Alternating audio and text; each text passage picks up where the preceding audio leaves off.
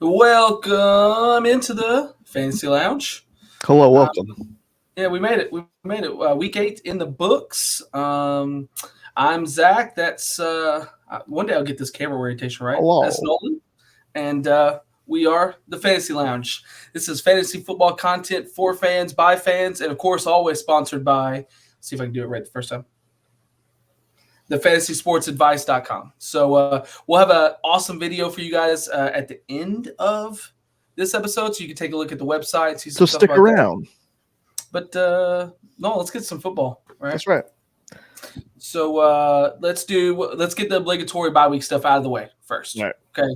Then we'll get to some stuff that happened in week 8 and move into that. So week 8 had no bye weeks, so that was really nice. It was refreshing to be able to play whoever the flip you wanted. But we have we're in week 9. Week 8's dead and gone. Okay. So week 9 bye weeks. We have it's still a light one. It's enjoy this one. It's only 2. Next week you're back on the 14 bye weeks. So this week we got the Pittsburgh Steelers and the San Francisco 49ers. Big week. Yeah, big week. Some notable names and they're going to be missing. Yeah, we got some running backs, which if you're the Niners, you're praying, right? Like if you're the 49ers or you're anybody who drafted in the top 3 and ended up with McCaffrey, you're praying this is a big week. So yeah, he's next week after bye week. He's every report I've seen, he's shooting for coming back week 10. But they say that we didn't think he had an injury. We thought he was missing 1 week, and then he's been out for this long. So, yep, they said he was set for simulated practice this week. Yeah, whatever that means. I won't trust it till he steps foot on the field and the clock starts. Well, I'll say this: he's at least in the Bay Area, right? Like we're no longer in a foreign country; we're in the Bay Area, so that's good. That's right. I guess that is progress in the literal definition. Yep. So, also going to be missing tight end 1. Shout out! We've never been so right when we said shut up and just draft him. Just draft him. Yep. Speaking of him, though, I guess the position, National Tight End Week. National Tight End Week. My God. Welcome tight ends back to the relevance. That was gross, man. Yeah. 177 tight end receptions, the most on a weekend of football ever, I think. Or maybe not ever, but it was like 19, like it was a really long time. Wasn't there like 17 touchdowns by tight ends or something crazy like that? Yeah, it was gross. In fact, I can tell you, there were, in fact, not stats or projections, I want stats. 1, 2, 3, 4, 5, 6, 7, 8, 9. It was 17. 10, 11, 12, 13, 14, 15, 16, 17. Yeah. 17 touchdowns on 177 receptions. A couple of 100-yard performances. It was awesome. It was awesome. We've been talking about it for 3 weeks that tight ends were ascending, and we sounded like geniuses this weekend. We are geniuses. What do you mean sounded like we are? Yeah, you're right. We were validated as geniuses this weekend. So, but we made a fantasy lounge decision. Tight ends are no longer ascending. They're just here. They're here. Okay? Welcome. They're not back. They're just they're part of a normal life again. They're where they should have been all along. Yeah, your regularly scheduled programming is where tight ends are. So, okay. Yeah, so the Niners, you're going to be missing. Really, right now, it's Purdy and Kittle. The receivers are big question marks. The running backs are big question marks. You're just hoping the Niners just get healthy. Garindo had 1 good week. That's probably going to be his only good week of the season if McCaffrey comes back. So let's not chuck all of our fab and go after him everywhere you can because it's probably going to be his only relevant week.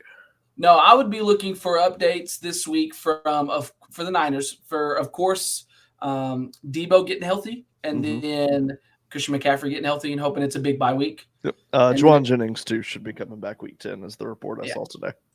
Yep. And then the Steelers are kind of, I mean, look, I know a lot of people don't want to believe it because Justin Fields was pretty good, but Russ has been pretty good on his return to football.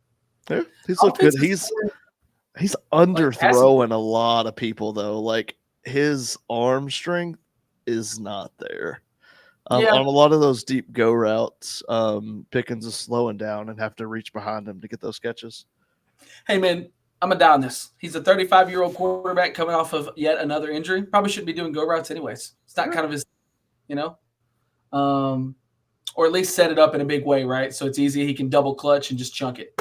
So no, he's been okay. So you're gonna miss the Wilson Fields combo. You will miss those Steelers running backs. Najee's been like lights out. Yep. They've been feeding him the ball. Isn't his Najee, touch share like crazy the past couple weeks? Yeah, he more than doubled his double-digit point total. So he had 2 double-digit point totals before coming into week 6, and then week 6, 7, and 8 double digits. So great job. So you're gonna miss that, and then Pickens is pretty much the only one on that. So enjoy, like I said, enjoy your 2-team bye week because next week you're back to 4 teams, and it's a couple of good ones, couple of not good ones, but a couple of good ones. So. All right, let's talk about some week 8 stuff that's going to translate to week 9. The first one, Nolan, I'm going to surprise you. We didn't talk about it at all, but I just saw the team name and thought about it. We got to give a shout out. We got to give our first positive Browns shout out of the year. Look at him doing it. Look what happens when you have an adult at quarterback. I mean, we're going to give you like an injured and a drinking golf clap, okay? That was awesome. I've got Lamar Jackson, so it sucked to watch the Ravens lose, but dude, it's awesome to watch the Browns win and it not be Deshaun Watson that played. Okay, that's right. They wanted to go and get themselves an adult as a quarterback. I guess they did it finally. Yeah. They got Jameis. Isn't that wild, by the way? Jameis Winston's the adult. Ooh. We live in that world. What a fun world to live in. But, dude, we had like a 30-point quarterback performance. Mm-hmm. We had 29 points from Cedric Tillman, 17 points from Njoku. Elijah Moore had 17. Jay Judy had 12. Then their kicker had, Jay Judy had 13, kicker 12. If Jameis is playing and the Browns want to play like this, you can start guys again. Yeah. So is Cedric Tillman, is he like the guy? So year 2 guy out of Tennessee was drafted to be kind of a like a go route downfield threat. Mm-hmm. And I mean, he averaged 14 yards per catch, 11 yards per target. He had 99 yards and 2 touchdowns on 7 catches. So, yeah. I mean, I guess you could shoot for any of them. So, Tillman, 9 targets, 7 receptions. Elijah Moore, 12 targets, 8 receptions. Judy, 8 targets, 5 receptions. Like, yeah, if Jameis is throwing, if Jameis is in there, you can start him. You really can. Start them all, and Njoku. And look, Jameis wasn't really – I mean, Jameis was fine. He went 27 of 41 as far as the completions. What is that? That's 27 – 65. Nolan, if you got that off the cuff, I'm going to be super impressed. How close was it? It's 66%, Nolan. Bro, I'm on it. Don't fuck with me. It's only rounding up, by the way. It's 65.8, right? So you round 65? Up to 66. Look at you killed it. Look at this guy. Yeah. So 65% of his passes, but 334 yards and 3 touchdowns. That's great. That's awesome. So, also, another one on the team looked great. Nick Chubb, he threw a defensive tackle at one point. Dude, He's got his strength back. Nick Chubb's a football player, man. He's an absolute like grinder of a guy. Yep. Not as much as the other guy we're gonna get to for all the fun football terms, but all right, Nolan. Yeah, that was I want to throw the Browns out there. We didn't talk about it at all in our pre-planning thing, but man, shout out to the Browns. Great win this weekend. Look at him. So my big one, I guess, for this week is going to be back to the Bucks. Shout out National Tight End Day. Cade Otton, 2 touchdowns. Oh yeah. He's a guy that I've had in a lot of places. Without the 2 big receivers, he seems to be the guy that's going to get the most run. None of the other receivers stepped up, but he got 10 targets, 9 receptions, 2 touchdowns. Excellent week for your guy, tight end 1. Tight end 1. That's right. Also on the team, moving away from the receivers, they've used more double running back sets lately. They've got a lot of run with Bucky Irving and Rashad White, catching and receiving the ball. They both, I think, got at least 7 targets apiece. Something crazy like that. So it looks like they're leaning into tight end and running back now that they have their best receivers out. Also, the run usage was more than the Lions. It was the first team that's beat the Lions in rushing all season. Dang. Yep. Look, so you're not kidding. I just happened to look at it. So 6 out of the 8 weeks, they've had double digits from 2 different running backs. Yep. Well, actually, one of them was like 13 points and 9 points. We're going to round that one up a point, okay? Yeah. So 6 of 8 weeks, you've had double-digit points out of 2 different running backs. You're right, man. You could play flex one of them if you have to. Like Rashad White still – I know it's frustrating for you Bucky Irving or Sean Tucker guys, but like they like Rashad White. Yeah, I mean, he's an excellent receiving back.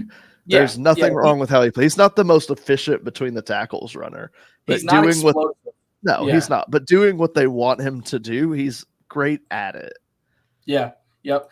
And so I think it's because where you might think running back, like a thicker running back would be greater between the tackles, he's not as explosive. I think that's why they like targeting him on the pass plays, like over the middle and stuff like that, because he can take those hits. Whereas Bucky Irving, they're just going to he's the more explosive runner. But yeah, no, you're right on it. The Buccaneers are, again, that's another team where we just talked about an offense that might have matchup proof skill players. It's the Bucs, man. They're depleted and still putting up a bunch of points. Last week we were talking about after Evans and Godwin got hurt that we may have to move on from the Baker QB1 train. Maybe not. Maybe not. Stayed on Laser it. Mayfield. That's right. 29 points.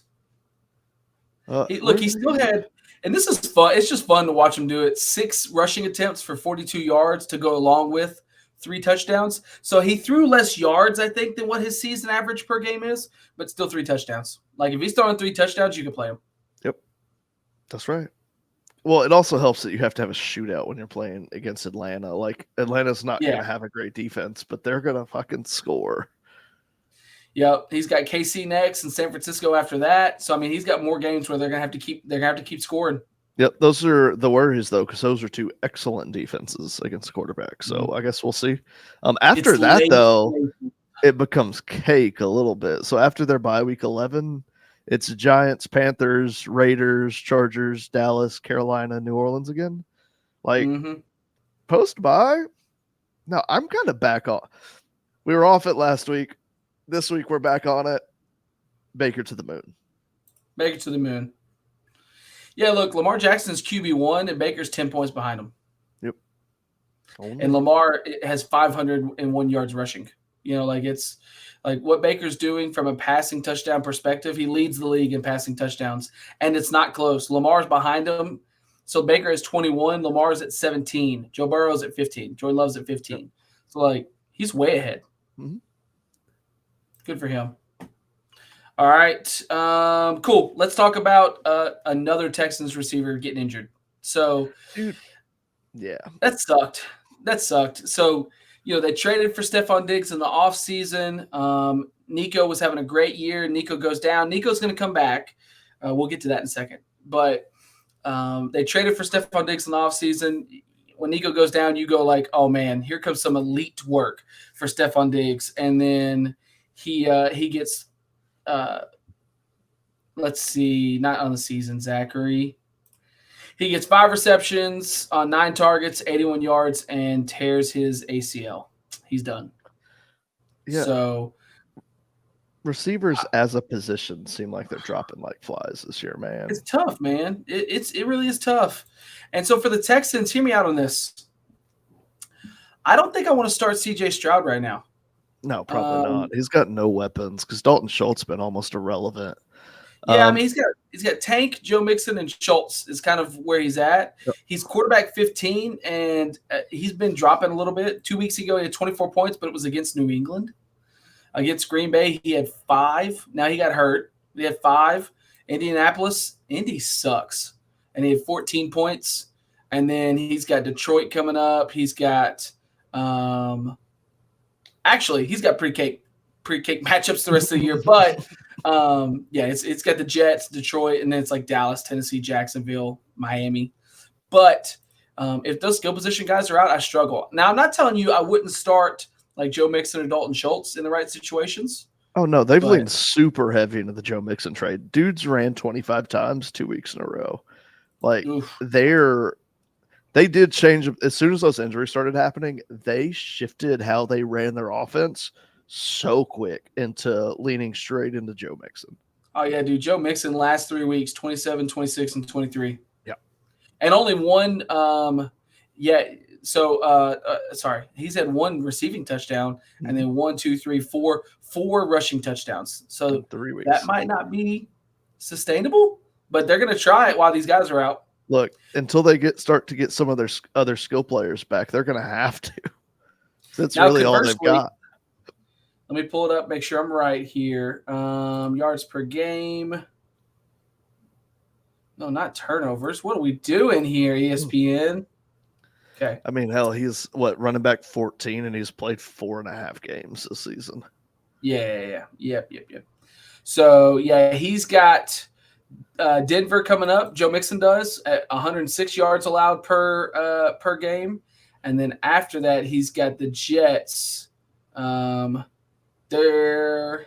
a little soft at 125. So he's got two top half of the league. Well, one like top 10 of the league, but then one top half of the league on the rushing defenses. So he's got two tough matchups, and after that, it's going to loosen up. So, I just wanted to shout out Stephon Diggs. I like he's a bit of a whiner, but I've had Josh Allen for a long time in our dynasty, so it was nice to stack him with Stephon Diggs. And you hate to see a guy a little bit older in his career, especially like tears ACL. That sucks. Mm-hmm. So, yeah, and I think another bit. Sorry, go ahead. No. I was gonna say, tell us about your guy at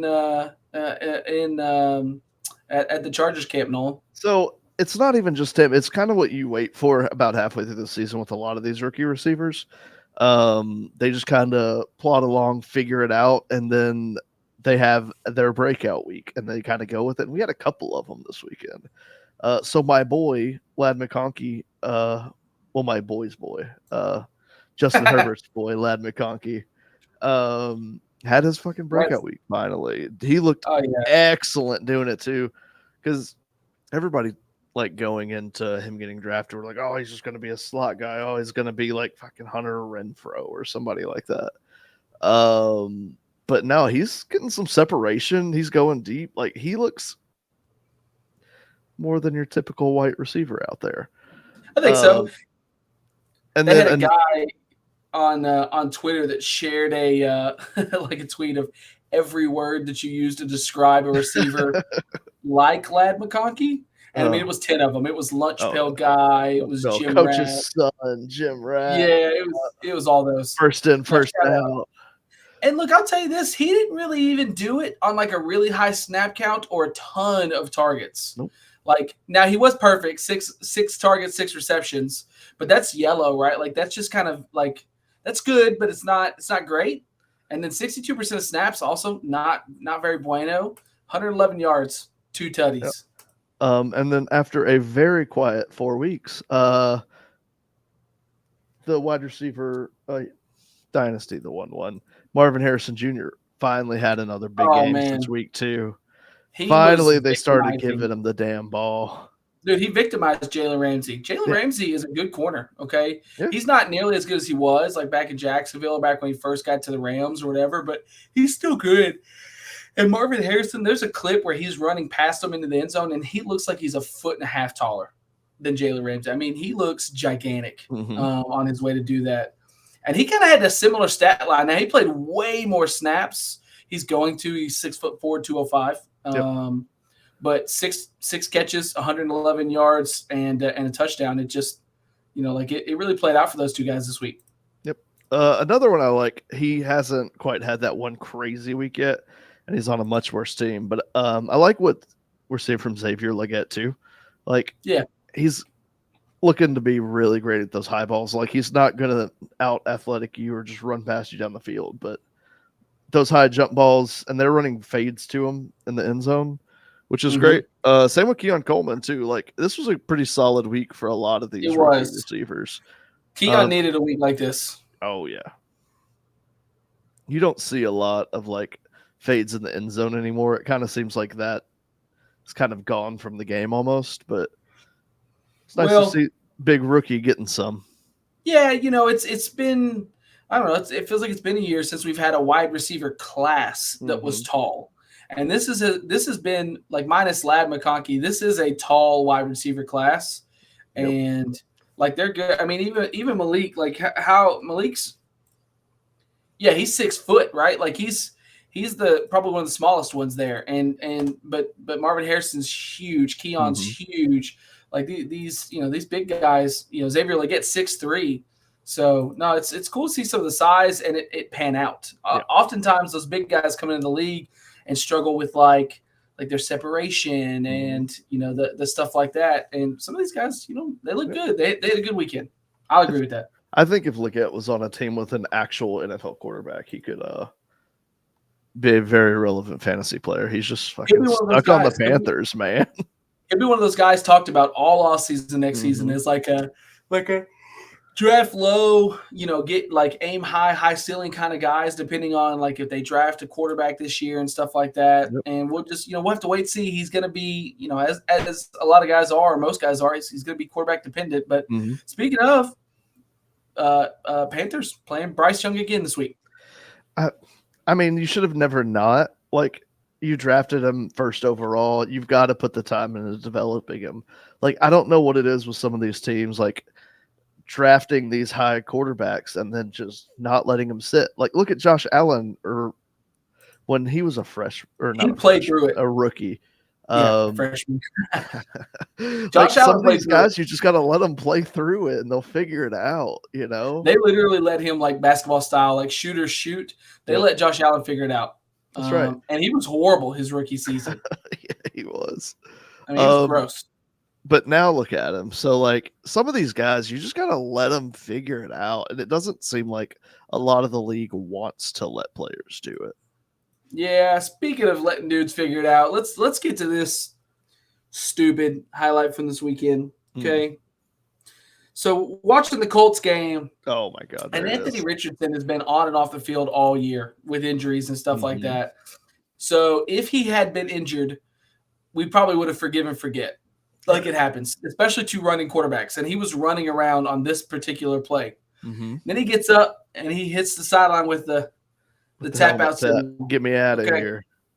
On a third down late in the game. Like, what are we doing? And they're down in the score. Like, everything about him needing to be on the field's there, and he subs himself out.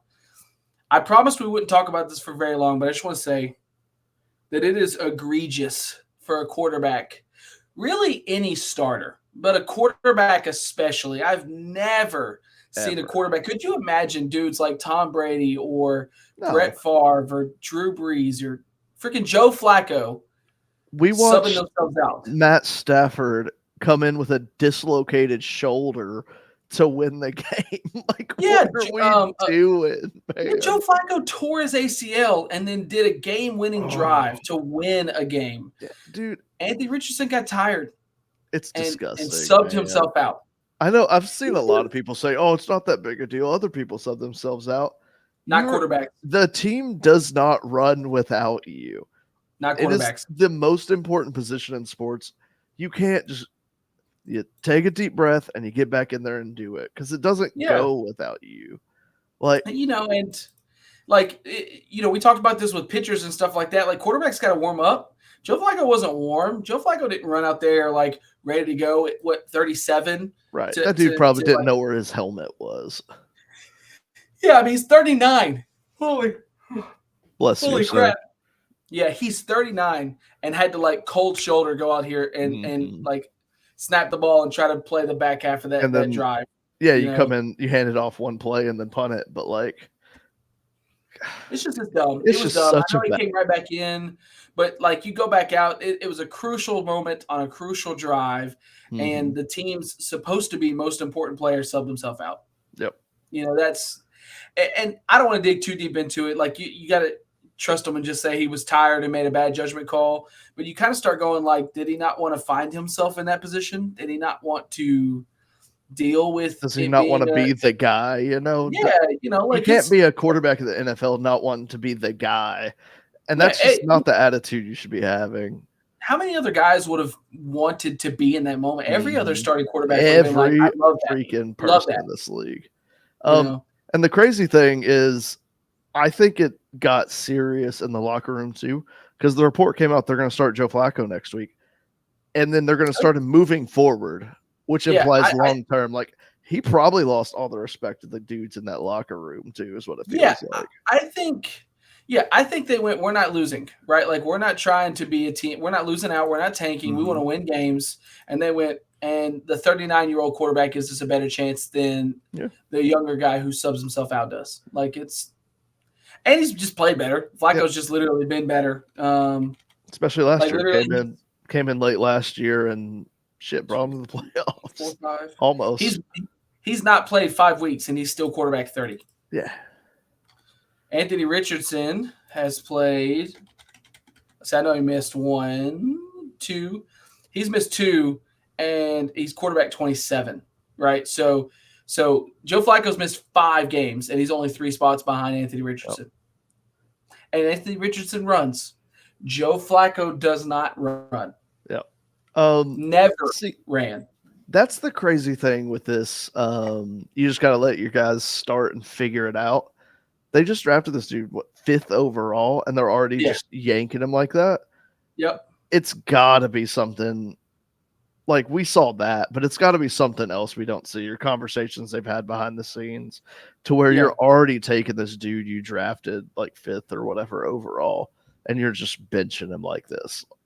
Yeah. It's got to be more to it than none of us are seeing.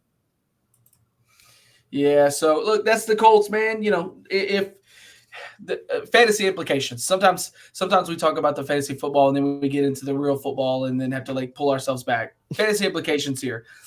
You could probably play the Colts players now. Like Michael Pittman will be better. Jonathan Taylor better. Josh when Downs Joe Flacco was the quarterback, they were relevant. Also, it leans more to JT because Joe Flacco cannot run like Anthony Richardson. In those leagues where you took A-Rich as your first quarterback or in Superflex, you got to search for somebody else. Hopefully you got Joe Flacco when you could, or maybe you can go get some luck. You know that one league we're in, there's 0 quarterbacks on the waiver wire. They hoard them. They're not. It's crazy. I'm telling you, I think if I was going to do Superflex, my favorite way to do that's like a 10 team. So there's 20 quarterbacks and then you maybe have some dregs you can work on. We're like a 14-team Superflex. There are not enough fucking quarterbacks. No, Superflex can happen on 14. Yeah, because everybody's holding 2 or 3. So there's no waiver wire additions. Okay, all right. Let's do. Now Nolan, I want to argue as the last one before we roll. So so do your last note. Last one leans more into what we've been kind of saying all season. Last year felt like was the wide receiver year. This year feels very much like the running back year. A lot of those guys you got later, Joe Mixon, you got Derrick Henry in like the 2nd, 3rd round. And then DeAndre Swift, after the first couple weeks, has been very relevant. Dude scored 4 weeks straight. Like, it more leans into the fact that a lot of those mid round running backs came out super relevant this year. So that's one of those things, like, you can't go into the draft like, I know what's going to happen and how we should draft. This is why, if you're doing best ball, get some variants and stuff. But I don't know. It's nice. I like DeAndre Swift. I always root for him. Him and Jamal Williams led me to a championship a couple years ago. So, always a soft spot for the guy. If I look at our league, now some of these it's not a 1-for-1 because some of these guys are injured or whatever. But 1, 2, 3, 4, 5, 6, 7, 8, 9, 10, 11, 12, 13, 14, 15, 16, 17, 18, 19, 20. He was the 21st drafted running back. He's currently running back 16. Like, outperforming draft value. That's all right. You can hope for. That's how you win leagues. That's it. You just got to get guys. And not like 16-1. like 21-16. You know, you got that guy 6 picks above ADP. That's money probably. So, no, great one. All right, let's talk about my boy getting traded to the Ravens. Okay. Nolan and I are on opposite sides of this. Yeah, we have very differing opinions. And to be clear, he's not saying it's a bad trade. They gave up nothing for him. Nothing. They moved back, a dozen picks to get a wide receiver one. He's saying he doesn't like it for the player or the team for necessarily. Fantasy. Yeah, for fantasy. So Deontay Johnson earlier this week in a surprise move, I think, for where he went. They heard that he might get traded, but he got traded to the Ravens. The Ravens essentially moved back like 12 spots. Rich get richer, man. Rich get richer. Yeah, and they're a contending team. They just lost to the JMO Browns, but that's okay. Yeah, it's all right. Fluke weeks. Yeah, they've been and they've been really good after the kind of their rocky start. So they went and traded for a receiver who Nolan thinks will be their 3. Yep. Now, you know, you give up like a 5 or a 6 and get like a 6 or 7 back in return, like that's okay. Yeah. Let me tell you, if he's running on 3s, what is he? Wide receiver? We talked about it earlier. Wide receiver 28. Get pulled up. Deontay Johnson, wide receiver 28, and now he gets to run against like nickel corners. You know, like he's going to be like if they're doing depth chart level, and maybe fantasy's not a 1-for-1 on that. If it's Zay, then Rashad Bateman, then Mark Andrews, then Deontay. Deontay's got good matchups like forever. Why isn't he showing up on my screen? What is happening? I'm just one of us is way better at stat diving. What is happening? It's not true. I don't know. I'm giving up looking for him. I can't fucking find him. But like, wrong. Basically, he's going to be fitting into the Nelson Aguilar spot on that team, who's not fantasy relevant. So he's going to be doing that. Especially, you saw the report that came out where they asked Harbaugh in an interview. Flowers and Bateman are still going to be the wide receivers 1 and 2. So you're fitting into an already crowded receiving room where they like their guys. They also have 2, 1.5. I don't know. However you want to measure it. They've got 2 tight ends that also catch the ball a bunch. And then in passing situations, they will give that ball to Justice Hill. Like, it's a super crowded room for Lamar, who can run the ball when he needs to also. What? Yeah, crazy, right? Come on, dude. Lamar doesn't run. No, look, I want to tell you it's awesome. He's one wide receiver injury from being like, I really do think like very relevant. But I do understand the hesitancy on the outside. Like right now, until something changes, he's probably like legitimate, like maybe a flex, probably not in the lineup, like deeper league, second flex or bye week guy. But he's talented, man. This is such he's been Deontay Johnson, for those of you who've heard any of our episodes, has been one of my guys for a while. For and years. So it's a rich gets richer. I just don't want to get buried here. Like, I want them to do something with it. But I think the only person it really impacts positively instantly is just Lamar. Like, dude, if you blitz Lamar, not only do you have to worry about him literally running away from you, but he's got like, let's see, 3 receivers, 2 tight ends, and 1.5 running backs. So 6 or 7 players that he could throw it to reliably at any time. That's gross. Yep. Lamar's got – I'm trying to think of other teams with like more weapons on that average level of a skill position level. I don't think you can. Yeah, maybe the Bucks or the Lions, maybe. We could have probably said 49ers week 1, but not after all their injuries. I'd probably put it in that order for those 3 teams, actually. I'd probably put like Ravens, Buccaneers, Lions, or you could swap Buccaneers, Lions to 2A, 2B, and then everybody, it just falls off a cliff after that. Either there's not enough consistency or it's really top heavy. But, dude, those 3 teams are just Speaking loaded. of the Lions, while we're here, before we get out of here, let's do it. How the fuck do you throw for 85 yards and score 56 points? What the hell was that? That was the wildest thing I've ever fucking seen. Oh, they were just disgusting against them. Yeah, they were beating him. So yeah, dude, he literally He threw for 85 yards. Like, it's crazy. and still 3 touchdowns, by the way. And still 3 touchdowns. And David Montgomery threw a fucking touchdown too. Like, what happened? If you haven't watched it and you have a way to do it, go back and watch that game because there's nothing really to take from it fantasy wise because it was just so bizarre and off the wall. Yeah, look, there's 2 coordinators really quickly that are going to be like top job candidates. And it will be Ben Johnson. Ben Johnson will be the hottest name on the coaching. He was really he was last year. He just said he wanted to go back to the Lions. Yeah, he said he was, which you never hear. No, I'm happy being the OC. Don't worry about it.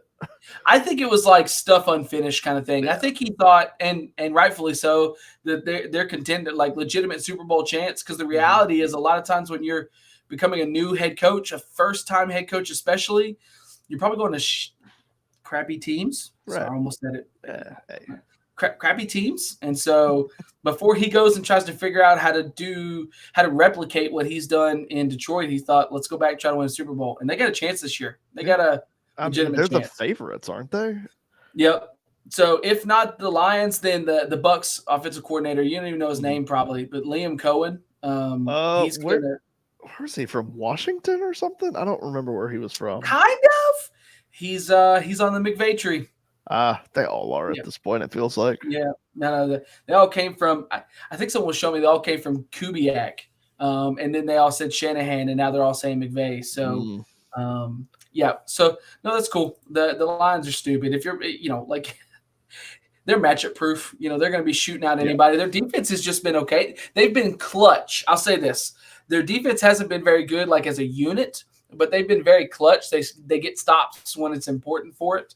But their offense, dude, you're not going to – I want to see – like, you're not going to outplay them. Even the Buccaneers came in and couldn't outshoot the Lions. That's – They're tied for second in favorite odds to win the Super Bowl with the Ravens. Chiefs and tied with the Ravens. That's fine. I would love a Lions-Ravens Super Bowl. And let me tell you, I'm wearing blue if that happens.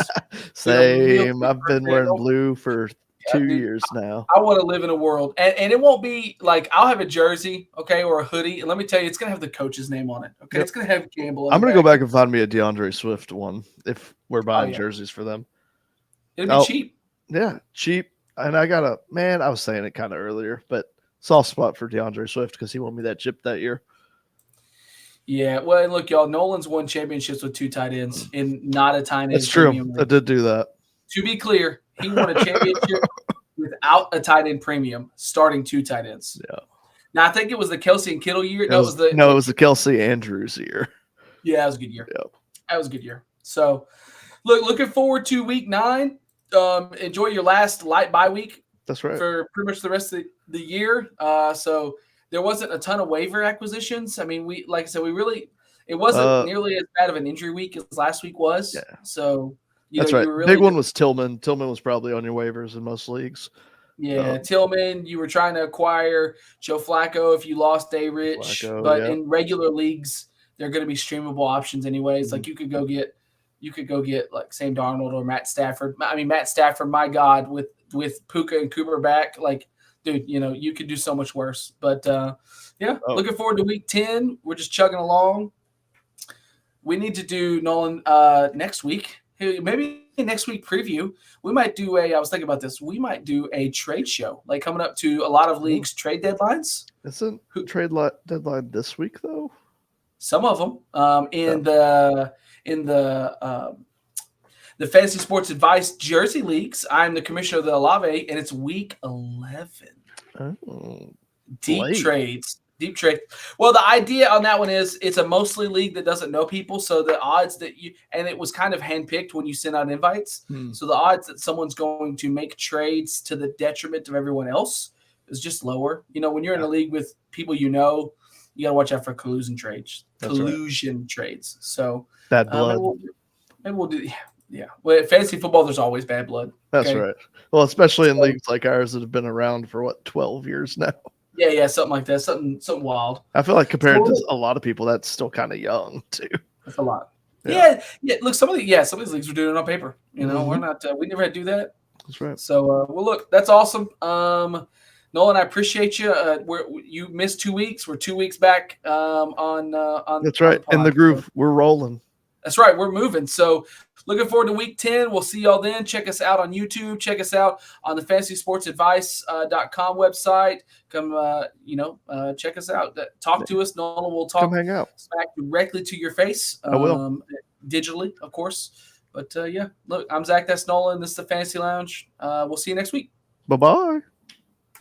We are here. FantasySportsAdvice.com, offering the best fantasy sports social media platform. Why join endless Discord communities or the trolls of Reddit?